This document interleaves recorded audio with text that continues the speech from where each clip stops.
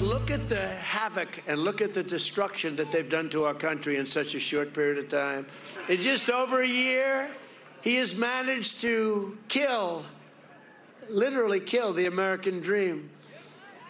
But do not lose hope, because with the right leadership, America will be back greater, stronger, and more powerful than ever before.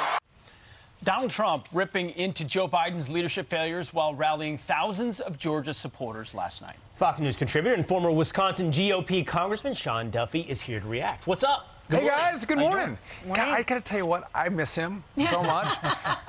And he's so right that, I mean, this has been a disaster presidency, but also he's so hopeful. We can come back. You know, with the right leadership, America's gonna come back. The economy, we're gonna be stronger. Your hopes and dreams can still be alive. They might feel dead now, but they're coming back. Do you really feel that hopeful? Because we just played that. By the way, thanks. Pete's like keeping us separated. I know. Here. What? I'm sorry. Yeah. I'll connect you. Okay. Rachel and I were fighting before this segment, so Pete said, listen, I'll sit right here. No, Pete was stirring the pot. I was stirring the pot. And we'll talk about that later. But, you know, we played this clip earlier, Sean, and I used to be that hopeful. I can't believe how bad things have gotten in just a year. And I don't know. 3 years feels so far We got 3 years of this. Well, one good thing is if Republicans win in the House or the Senate, just one of them, they can stop so many bad things, right? They can't stop the executive orders. They can't stop the bad leadership. They can't stop, you know, the wokeifying of the military.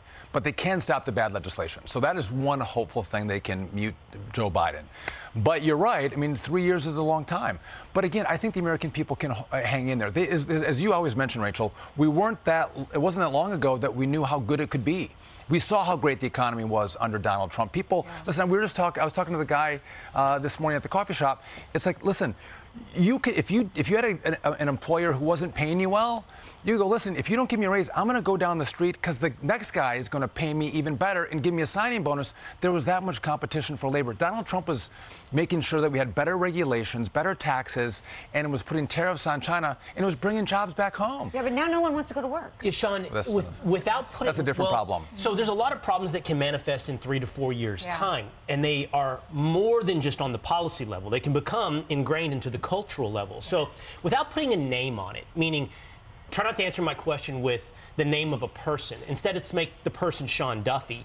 Were it you who were trying to correct this country in 3 years' time frame, running for office, what would be the 3 big policy items that you would say would represent the return of America to that hopeful time? I feel like I'm a witness on the stand, and you're saying, this is the way I want you to answer this question, sir.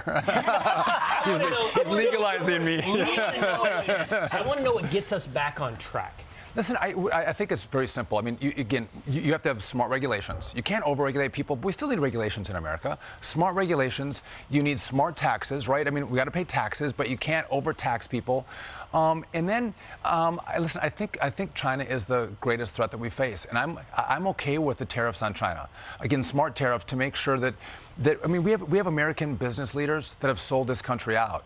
They believe in padding their pocketbooks. They don't care about their communities, their workers, and their country. They care about themselves. How do we go back to go, listen, there's a real threat that we face in this country. If you outsource everything to China, we're going to be like Russia, where Russia outsourced everything to the West, and a flip of a switch, we've destroyed their economy. We've given China that same power. How do we take that back? I think we have to address them as a real economic threat and potential military threat. And you do those 3 things, which is what Donald Trump had done, and people come back home. We have the best workers, the most efficient, effective, hardest working, group of people in the world.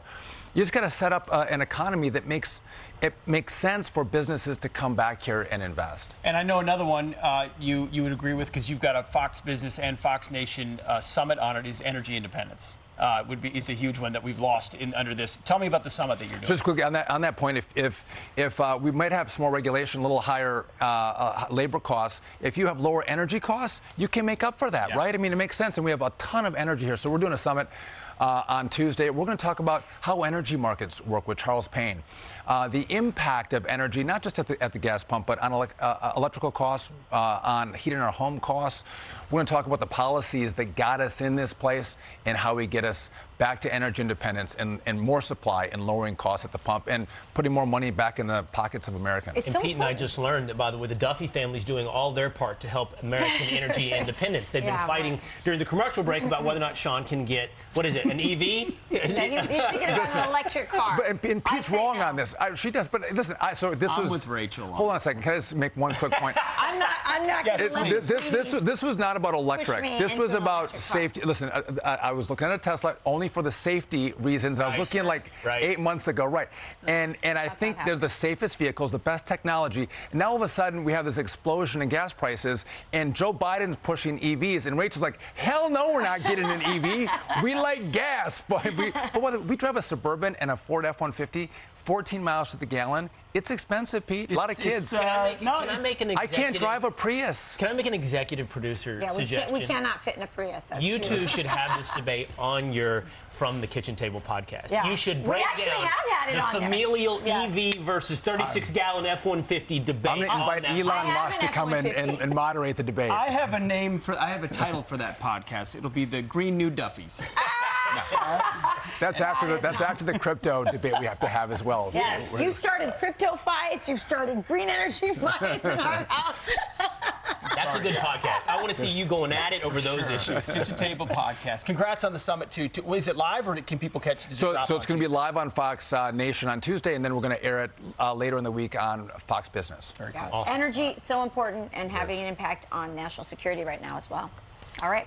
Thank you, Sean. Thank you, guys. We'll Good to see you guys this continue morning. the fight later. Yeah, we will. All right. I think I'm going to lose this one.